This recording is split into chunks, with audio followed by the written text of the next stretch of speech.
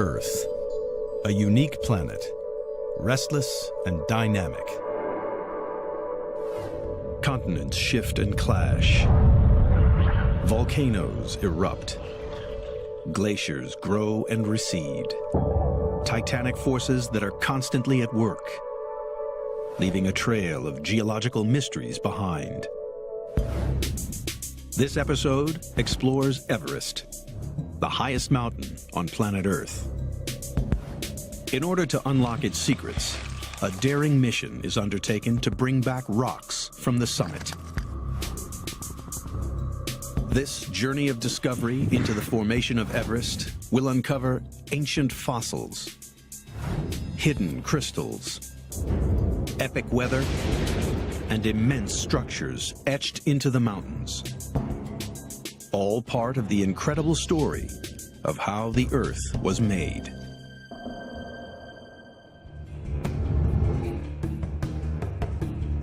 The Himalayas stretch 1,500 miles across Asia.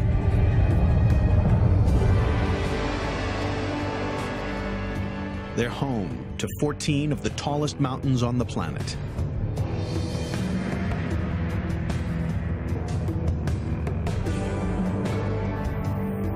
And one rises above all others: Everest. At 5.5 miles tall, Everest is the highest mountain in the world. In order to figure out how this giant mountain was made, geologists need evidence. Rock samples from Everest. It's a dangerous mission, and only a few people are willing to undertake it. Kenton Kuhl is one of the world's best high-altitude climbers, and he will embark on this geological mission to the summit of Everest.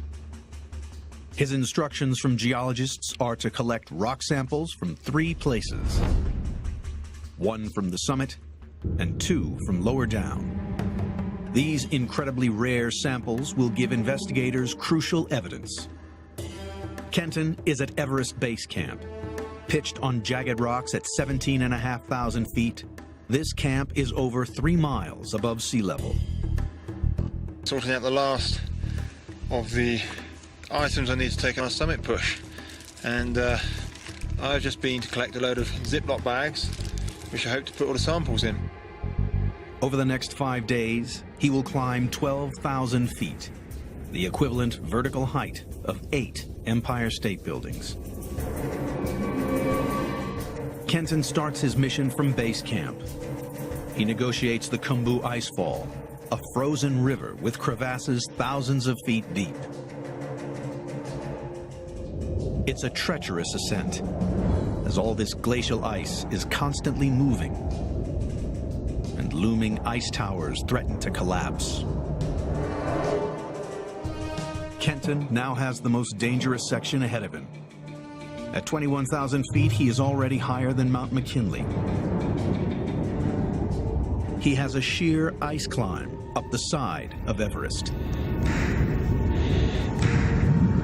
Winds reach speeds in excess of 100 miles an hour, and temperatures drop to -40 degrees. Since leaving base camp, Kenton has climbed for 4 days. At 26,000 feet, he reaches the point which joins Everest and its neighboring mountain, Lhotse. So here we are, this is the South Col, one of the highest camps in the world. 7,950 meters. So high that nothing can actually live here. From this camp, Kenton will leave at 3 a.m., climb through the night, and aim to arrive at the summit in the morning. It's pitch black. That's 3 in the morning. Timing is crucial, and the weather must be ideal. The window for ascent is narrow. There are only around 12 days of the year when climbers can make it to the summit. Kenton must take this opportunity. He now ventures into what climbers call the death zone. Oxygen is needed to make the climb, as the air is 3 times thinner than at sea level. 1 in 10 people die climbing Everest. At Most fatalities occur during this final stage. One more.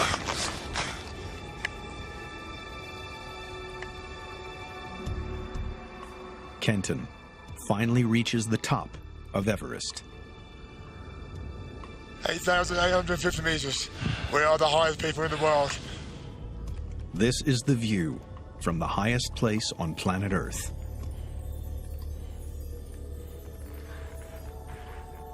For most climbers, the summit is the ultimate goal. But for Kenton, his mission has only just begun. He heads just below the summit to find an exposed outcrop of rock.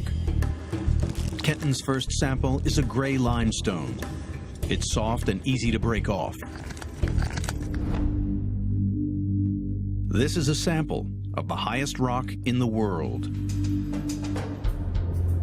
One down, two to go. Kenton descends further to collect the next sample. Just below the summit, the rock changes. Climbers call it the yellow band due to its distinctive color. The rock is dramatically different from the summit. Much harder and yellow in color.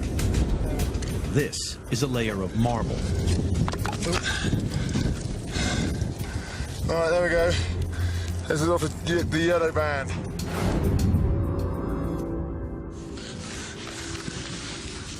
All right, so that's that. That's the yellow band. We've collected samples from here. It's not been very easy. We're getting out of here. It's beginning to snow. But he has one more to go.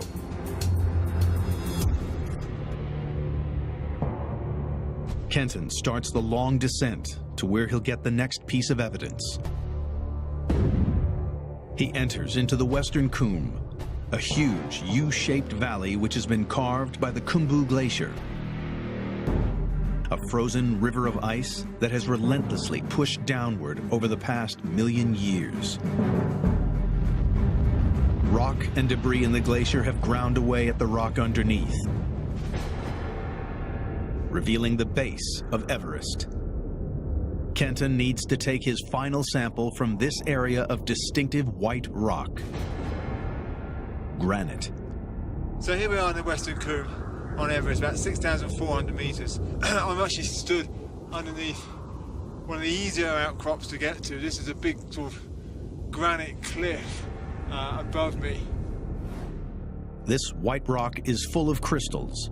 It's extremely hard and different again from the summit limestone and the marble.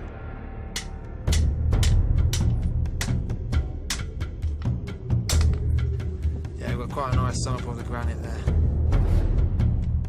With the 3 precious samples safely packed away, Kenton takes them to the University of Oxford. Here they will be analyzed by the world's leading authority on Everest, Mike Searle.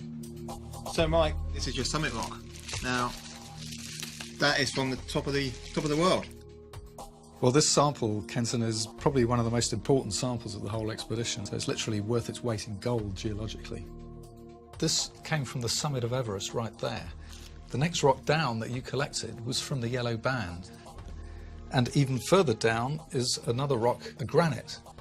Almost a complete picture of Everest. That's right, yes. Fantastic. Yeah. These 3 rocks are the major components which make up Everest. All that effort to get up to the summit was, I can tell you, was absolutely worth it to get this sample. Good. I hope so. So the next step is we want to find out what's in it. The summit rock is cut into a thin section.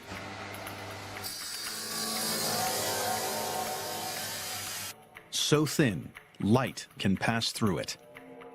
Okay, let's have a look at this slide of a limestone that's from the summit of Everest. The highest rock sample in the world reveals its secret. Oh, that's interesting. What's that?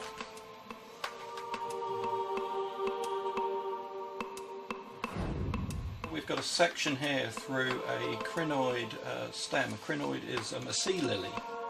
From fossil records, the section can be dated. It is over 400 million years old. The sea lily is evidence that the summit rock of Everest was formed in an ancient marine environment. So from seeing this evidence, we can categorically say that this rock would have started life at the bottom of the sea floor. And then I've collected it from the very, very top of the world, from the summit of Everest itself. That's just amazing. But a mystery is revealed. How had rock with marine fossils in it ended up on the top of Everest? The mission to collect rock samples from Everest has uncovered 2 clues as to how it formed. Samples show that the mountain is made from 3 distinctive types of rock. Rock from the summit of Everest contains marine fossils, proving it started life on the bottom of the sea. To figure out how seafloor came to be on top of the highest mountain in the world, geologists need to find evidence that is millions of years old, going back way before the Himalayas were even formed. 400 million years ago, no trace of the Himalayas existed. The sea lily, now fossilized on the summit of Everest, is proof that there was once water where now this great mountain stands. But to figure out whether this was just a shallow inland sea or a great ocean, geologist Mike Searle travels to the Himalayas. He begins the investigation at the Garkola River. It flows down from the high Himalayas and carries with it an intriguing clue. The rock I've got in my hand at the moment may look a bit boring and insignificant. It's just a pebble taken from the river, but it's actually a key clue as to the formation of the Himalayas and the evolution of the rocks. It's almost by magic, but when you smash a rock like this open, what it reveals inside is an absolutely beautiful fossil. And this fossil is what we call an ammonite. This ancient creature is part of the squid family. It's proof of a complex ecosystem found in a deep ocean. Giant squids swimming around in the seas that once lay between India and Asia, and this is some of the key evidence that we've got, that there was a major ocean between the continents. But to find marine fossils in the high Himalayas and on the summit of Everest, some immense geological force must have pushed the ocean floor upwards, above the water. Figuring out how this happened has taken geologists over 100 years. The first lead in this investigation came from an unlikely place: Antarctica. In 1910, the renowned Antarctic explorer Robert Scott began his ill-fated expedition to the South Pole. After reaching the pole, Scott and 5 of his team died. When the bodies were discovered, among their equipment were carefully wrapped and labeled fossils.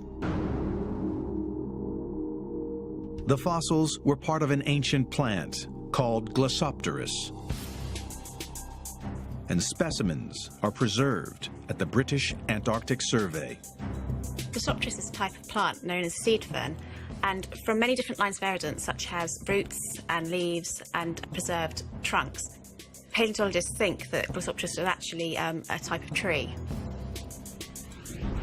Soon, this humble tree fossil was found across the globe.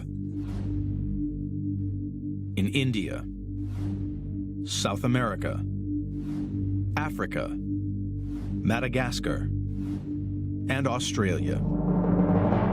Geologists now had a puzzle. How had this one species of plant spread between continents, separated by thousands of miles of ocean? Glossopteris is a very important fossil because it could not have dispersed over vast distances. It couldn't have just been dispersed by the wind or by birds across oceans. If Glossopteris couldn't cross oceans, then scientists were left with one conclusion. When these trees were alive, 250 million years ago, the continents were all joined together. They were part of a supercontinent geologists call Gondwana land. Glossopteris was able to spread across this ancient landmass. But then, Gondwana was split up by violent tectonic forces, which pushed the continents apart. And 80 million years ago, India broke away from the supercontinent. It traveled north and eventually smashed into Asia. To get the full picture, geologists now knew they must get an exact date for this collision. Once again, they turned to marine fossils. We know the age of collision of India and Asia from several factors, but the most important one is the age of the youngest marine fossils that are preserved along that collision belt. And the age of those fossils is very precisely dated, 50.5 million years. 80 million years ago, India left Gondwana. 50.5 million years ago, it hit Asia. India traveled 4,000 miles in just 30 million years. Very fast in geological time.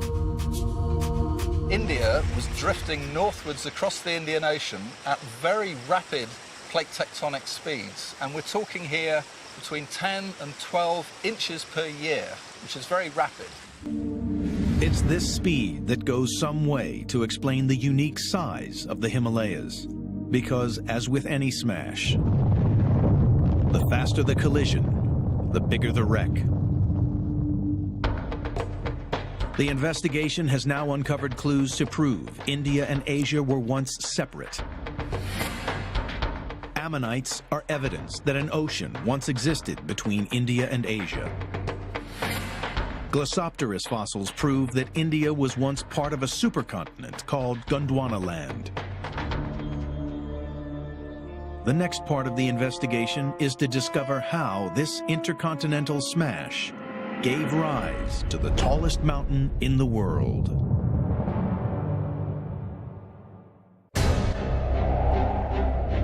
Geologists piecing together the story of how Everest was made have shown that 400 million years ago, a wide ocean existed where the Himalayas now stand. India was part of Gondwana land until 80 million years ago, when violent tectonic forces threw the planet into turmoil and split up this ancient landmass, pushing India northwards. 50 million years ago, India collided with Asia. And for the next 30 million years, this intercontinental smash began to shape the world's highest mountains.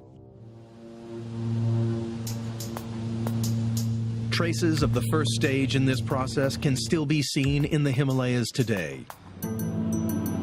The best way to spot them is from the air. Because the high Himalayas are so incredibly inaccessible, I mean, just look at that view out there. There's a sea of mountains, all of them are over 20,000 feet. There must be hundreds of them. And those are impossible mountains for a mere mortal to climb. This is geology on a massive scale. The distinctive formations come into view.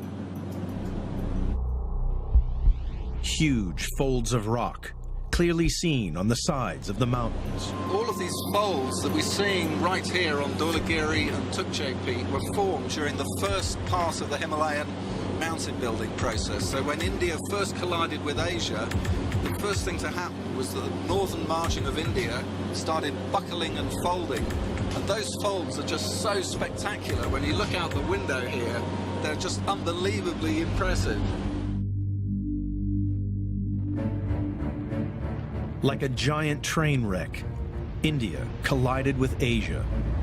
The land and ocean floor that lay between literally folded up under the enormous pressure. But folds are only part of the story. Alone, they don't explain the Himalayas' vast size. Back on the trail, Searle is on the hunt for further clues. This is what makes the whole trip really worthwhile. We've just spent 5 days hiking up through the jungle, through the forest, pouring with rain, and up there, finally, are the high Himalayas. I just love those mountains. Look at those peaks up there. They are absolutely beautiful. Searle points to an intriguing giant scar which is revealed on the face of one of the mountains. It's evidence of the next dramatic phase in the building of the Himalayas. This is a sketch of what we're actually seeing in front of us, with the big mountain of Dholagiri here and the big folds on the peak of Tukche to the right, with this enormous great fault that is magnificently exposed right along the base of Dholagiri, coming right down to the Kaligandaki river valley at the bottom. The fault is a fracture running right through the mountains. Well, the first step in deforming the Himalayas is that the rocks are folded into giant folds. And when that process continues, the rock can no longer fold, so they become overturned folds. And when the process continues even further, that overturned fold actually moves along a very discrete fault plane. And that's exactly what we see throughout the whole Himalayas. So rocks are formed by folding and thrusting. Rocks can only be bent so far. Once rock has been bent beyond its limits, it breaks and causes a fault. The process of faulting puts different rock types one on top of the other. Faults are juxtaposed rocks of two different types. So the big, huge fault that cuts through the tops of the high Himalayas, the top of Everest, are rocks that are putting limestones over marble. This is exactly what was revealed by Kenton's rock samples from Everest. Limestones at the summit, lying on top of the hard marble of the yellow band. Evidence that the top of Everest was initially created by folding and faulting. But this only explains part of the story. To create a mountain the size of Everest, geologists knew that there must have been another, more powerful mountain-building process at work. Clues to exactly what this process was can be found in the Kalemdikola River.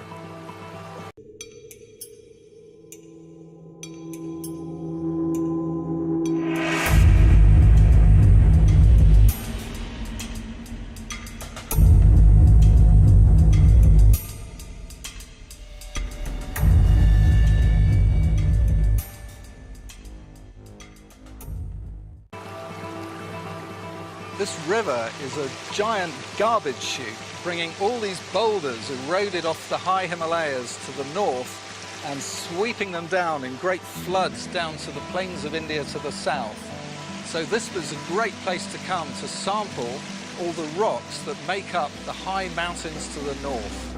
As any detective knows, some of the best finds are made by sifting through garbage. This time it's garbage from the Himalayan peaks.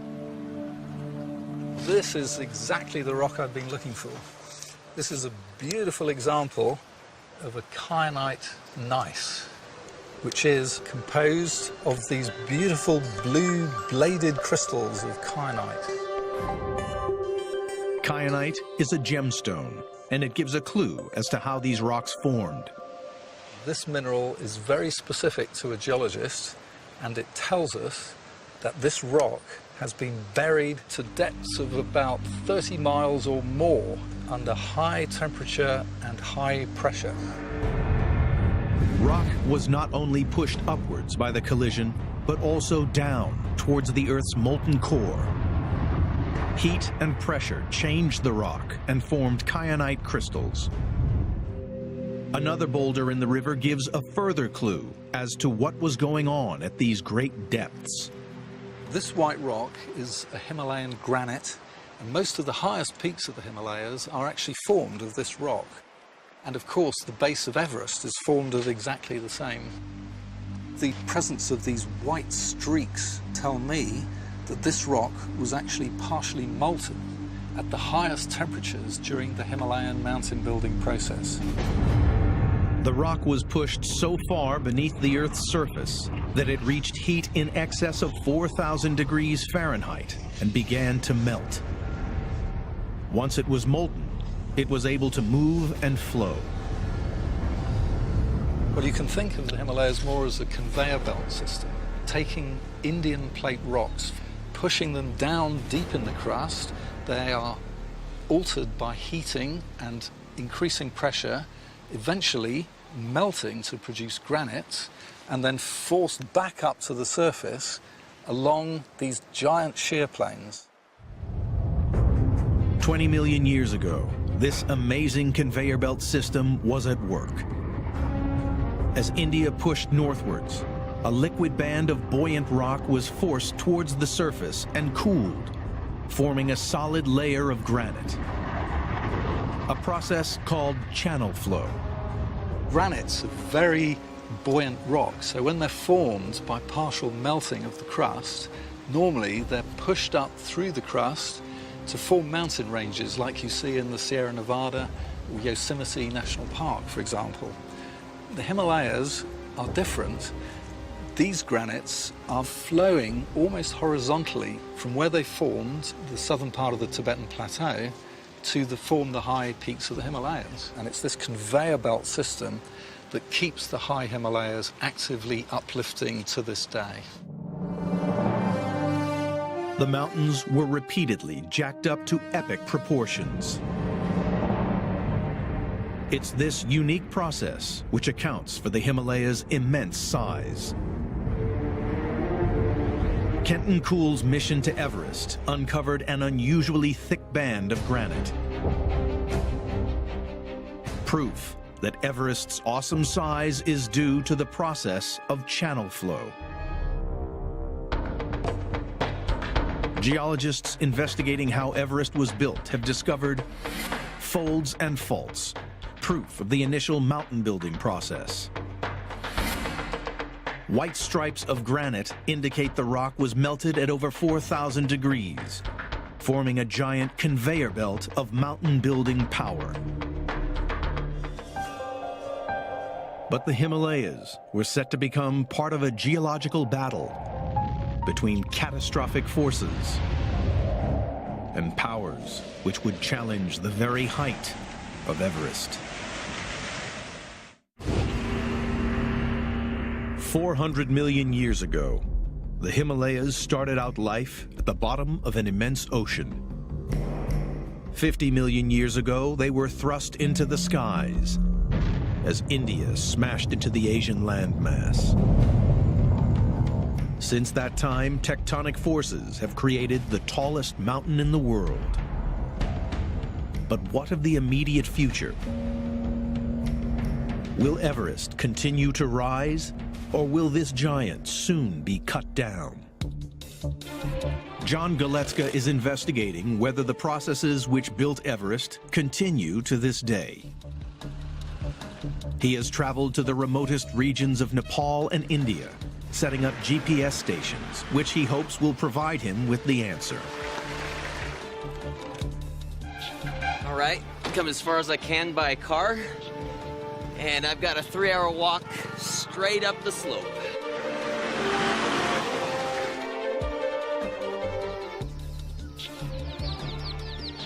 Namaskar.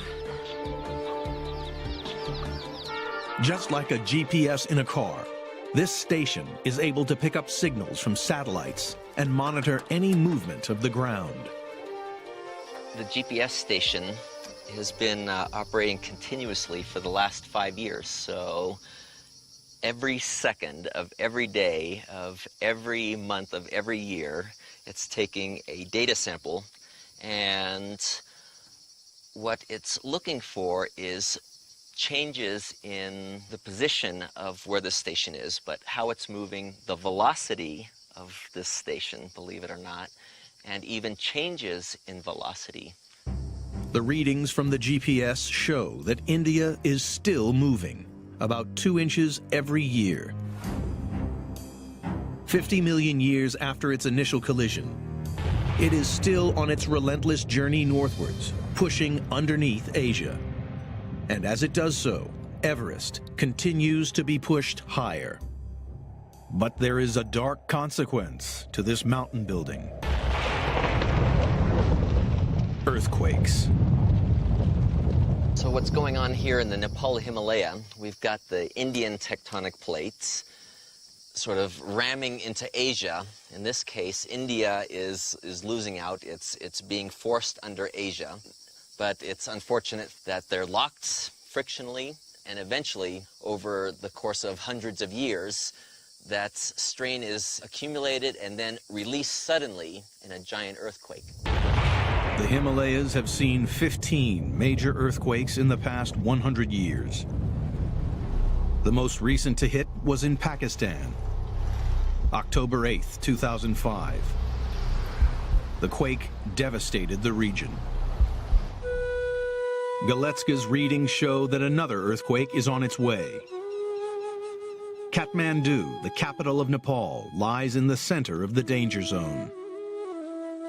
When that earthquake happens, not if, when that earthquake happens, it's going to be several minutes of terror. There'll be strong shaking, in Kathmandu. There'll be just collapsed structures.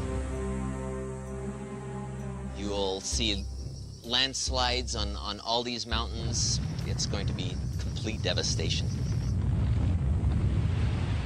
26 million people in Nepal, 50 million people along the whole arc of the Himalayan range. All of these people will be affected.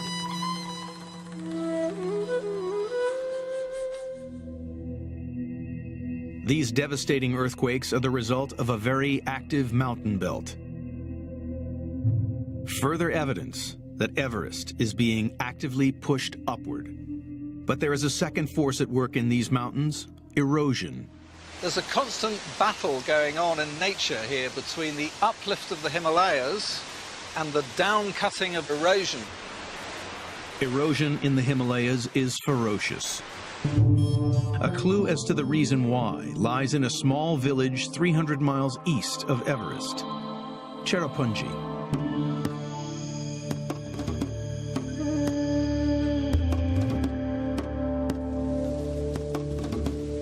It's the wettest place on planet Earth, averaging over 432 inches of rain each year. This place is 12 times wetter than Seattle. And the reason for all this rain? The monsoon.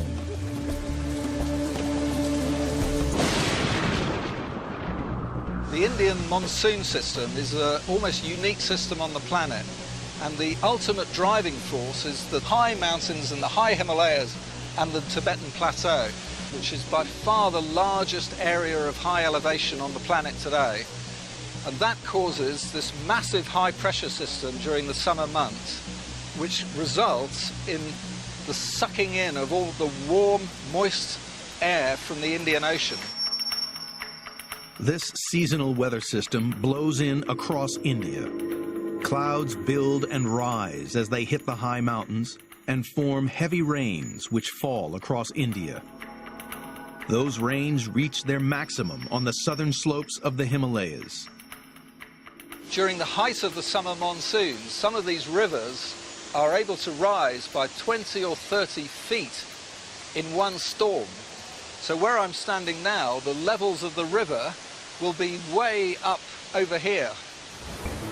Each year, 264 cubic miles of fresh water, enough to fill Hoover Dam's Lake Mead 30 times over, pours down the slopes of the mountains. This water feeds some of the largest rivers in the world: the Ganges, the Indus, the Irrawaddy, and the Yangtze. The Himalayas are the water tower of Asia, supplying fresh water to a fifth of the world's population. But all this water is having a dramatic effect on the mountains. Fast-flowing rivers cut steep-sided valleys. High in the mountains, rain turns to snow, feeding glaciers which carve into the upper slopes. All these forces are at work today, wearing away at the Himalayan peaks. Because the monsoon is so powerful, geologists suspect that Everest and the Himalayas are being worn away perhaps more quickly than any other mountain belt in the world. Since 2004, a powerful new technique has emerged that can actually measure how fast a mountain is being worn away. It uses high-energy particles from space. At present, we're all being bombarded by cosmic rays. They come from distant parts of the galaxy. When these particles hit a rock surface, a chemical change happens. It's like a kind of cosmic sunburn. Erosion from rivers and glaciers expose rock surfaces to these cosmic rays. And just like sunburn, the longer the rock is exposed, the greater the damage to its surface. By measuring the amount of cosmic sunburn in the rocks, geologists can figure out how quickly rivers and glaciers are cutting into the mountains. But working this out needs very precise science. The concentrations that we're trying to measure are so small they're equivalent to putting a pinch of salt in an Olympic-sized swimming pool and measuring 1 or 2 grains of that salt. After years of research, Owen has discovered the maximum speed of erosion. 1.1 inches per year. That's 6 times faster than the Rocky Mountains and faster than anywhere else on the planet. All mountains suffer from erosion. They're built up by tectonic forces and erosion wipes them down again. The Alps, the Rocky Mountains, the Andes all have erosional potential, but nowhere has such huge erosional potential as the Himalayas. The erosion here is far greater than anywhere else, and the main reason for that is the summer monsoon. The battle in nature between uplift and erosion continues. But the question remains, which one is winning? Is Everest shrinking or growing? In 1999, a team of geologists set out to answer this question. They placed a small GPS station near to the summit of Everest. After 2 years of monitoring, the team had their answer. Everest was, in fact, still growing. 1/4 of an inch every year. The world's tallest mountain is still getting taller. The investigation into the growth and movement of the Himalayas has revealed the following evidence. GPS data shows a very active mountain belt that is still uplifting. Cosmic ray dating proves that the Himalayas are being eroded faster than any place else on Earth. Geologists now have the tools to predict Everest's future. It and the Himalayan mountain chain will continue to rise. Aided by new technology, discoveries are still being made in the Himalayas. And recently, one reveals that the rise of these mountains was so immense that it might have changed the very course of Earth's history and plunged the entire planet into a deep freeze. Everest, 50 million years in the making. Today, the Himalayas stand as the biggest, highest, and most active mountain range on the planet. They are mountains of superlatives. The deepest valley, falling over 20,000 vertical feet. The highest plateau, the longest sheer rock face. Hundreds of peaks, higher than anywhere else on Earth, and many have never even been named. The formation of the Himalayas has changed the entire landscape, an epic evolution from ocean to immense mountain range, and created one of the world's most important weather systems, the monsoon, which supplies fresh water to 1/5 of the world's population.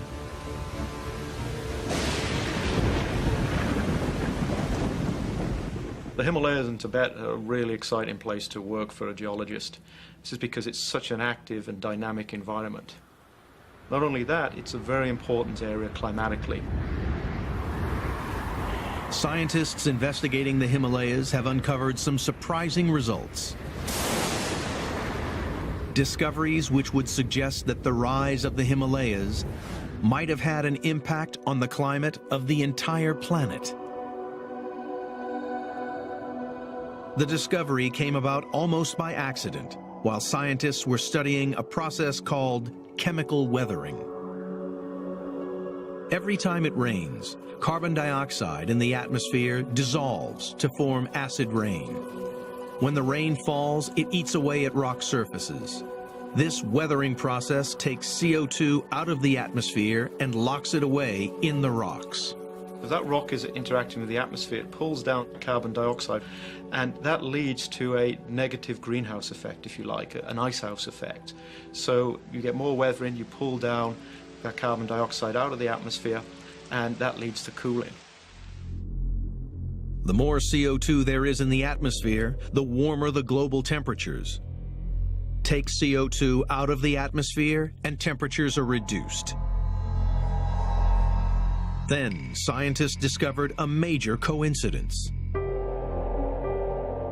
The dramatic rise of the Himalayas over the past 20 million years coincided with the gradual fall of global temperatures, which led to the start of the last major ice age.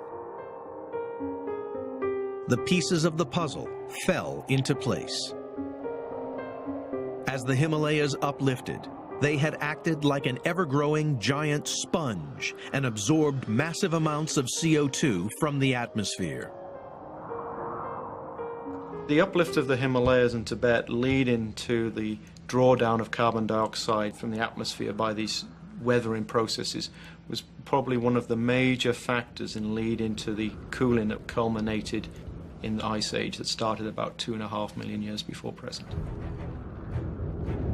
A cooling effect which was so intense that 2.5 million years ago it contributed to a global deep freeze.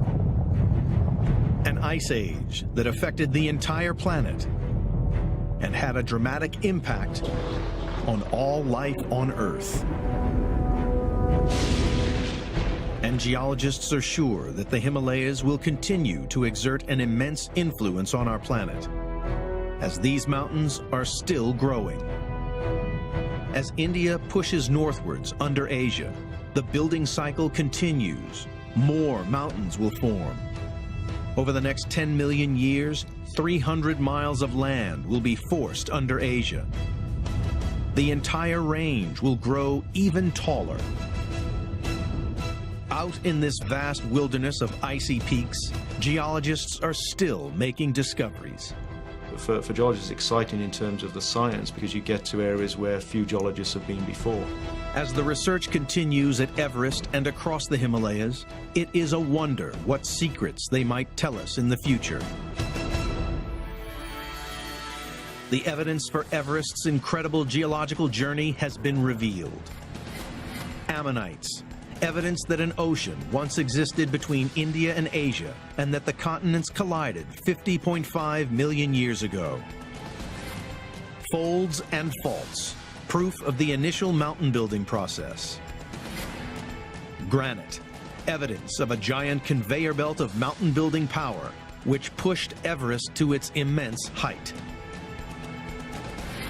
GPS data reveals that the Himalayas are the most active mountain range on the planet, and Everest is still growing. Everest today stands as the highest place on planet Earth. But in millions of years to come, there will perhaps be another mountain big enough to challenge this giant, living proof that the Earth is never at rest.